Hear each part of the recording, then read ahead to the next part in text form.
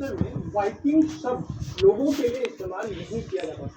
Viking एक word था जिसका मतलब था रेडिंग करना या पायरेसी करना। यानी आप कह सकते हैं कि वाइकिंग एक जॉब था। एग्जाम्पल के तौर पे अगर मैं आपको आज कहूँ कि मैं वाइकिंग करने जा रहा हूँ, इसका मतलब मैं ये कह रहा हूँ कि मैं नाव लेके किसी कोस्टल एरिया पे अटैक करके वहां से सामान लेके वापस आने वाला हूँ। तो इस पूरी एक्टिविटी को वाइकिंग कहते हैं। तो जनरली जो लोग इस एक्टिविटी में इन्वॉल्व होते थे उन्हीं को फिर लोग वाइकिंग्स कहने लगे। उस जमाने में जो स्कैंडिनेविया में लोग रहते थे वो अलग अलग जगह पे थोड़े थोड़े पैचेस में रहते थे, जिसकी वजह से पूरे स्कैंडिनेविया में कोई एक राजा या कोई एक सेंट्रलाइज सरकार नहीं थी, जिसकी वजह से जो छोटे छोटे ग्रुप थे उनके अपने चीफ या अपने आप कह सकते हैं कि कोई ना कोई लीडर होता था जो उनको छोटे छोटे रेड्स के लिए लीड करता था। अब अगली बात सामने ये आती है जो एक नेचुरल क्वेश्चन है कि ये वाइकिंग जब स्कैंडिनेविया में रह रहे थे तो इनको जाके दूसरी जगहों पे ऐसा लूट मचा के वापस आने की क्या जरूरत थी? ये लोग ऐसा क्यों कर रहे थे? इसके कुछ रीजंस हैं।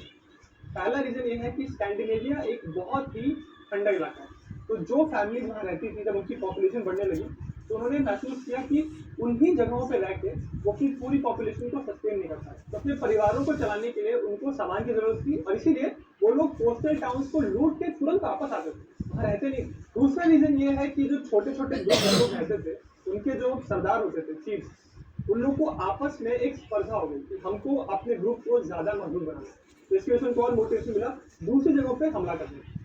और तीसरा रीजन ये है कि स्कैंडिनेवियन वाटर्स में जब भी कोई यूरोपियन शिप गुजरती थी और ये स्कैंडिनेवियन लोग उन शिप पे हमला करते थे, तब वो देखते थे कि इन शिप्स में बहुत अच्छी टेक्नोलॉजी है और इनके पास जो सामान है वो बहुत ही नायाब है, अलग तरीके का। तब स्कैंडिनेवियन लोगों को लगा कि अगर इन शिप्स में ही इतना अच्छा सामान है, इतनी अच्छी टेक्नोलॉजी इनके पास, तो क्यों ना हम यूरोप में जाके हमला करना शुरू करें और शायद वहाँ पे उनकी चीज़ों को हम जब चुराएंगे, उनकी चीज़ों को हम लूटेंगे तो हमारे पास भी होती जाएगी। तो ये सारे रीजन को आप एक साथ देखोगे तो वाइकिंग्स को एक क्लियर पर्पज मिल गया था कि अपने आस पास के कोस्टल एरियाज को उनको अटैक करना।